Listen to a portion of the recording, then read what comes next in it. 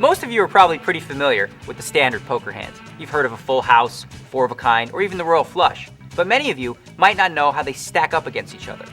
Well, let's start at the bottom. The lowest ranking hand would be high card, meaning ace high with no pair, maybe even king high. Of course, a queen high beats a jack high, king high beating a 10 high. The next rung up from there would be one pair. Two cards of the same rank. For example, two nines beating two eights, two kings beating two sevens maybe. The next highest ranking hand would be two pair. Now, it doesn't take a genius to figure out that two pair beats one pair. An example of two pair would be, tens and fours, maybe kings and threes. Now, if two players have two pair, the player that wins would be the one who has the highest ranking pair in their hand. So, kings and fours would be queens and jacks, for example. Now, if two players both have the same kings in their hand, it would go down to the second pair. So, for example, let's say I had kings and nines, but you had kings and sevens. Well, I win because my nines beat your sevens. Up from there, we've got three of a kind, and that's pretty straightforward. Three of a kind is also known as trips or a set.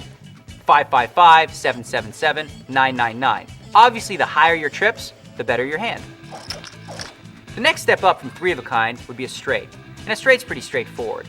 Basically, it's any five cards in a row. 5, 6, 7, 8, 9, 6, 7, 8, 9, 10.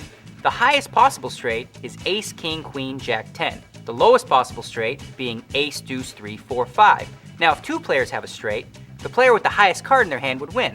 So if I had 5, 6, 7, 8, 9, and you had 4, 5, 6, 7, 8, well, you lose again. The next step up from a straight would be a flush. And all that really means is 5 cards of the same suit. You could have a 3, 4, 7, 9, and a queen, and as long as they were the same suit, well, that's a flush. Now, if two players both had a flush, it would come down to the highest card in the hand. So, if my highest card was an ace and I had an ace high flush, but you just had a queen high flush, well, the ace high flush would win.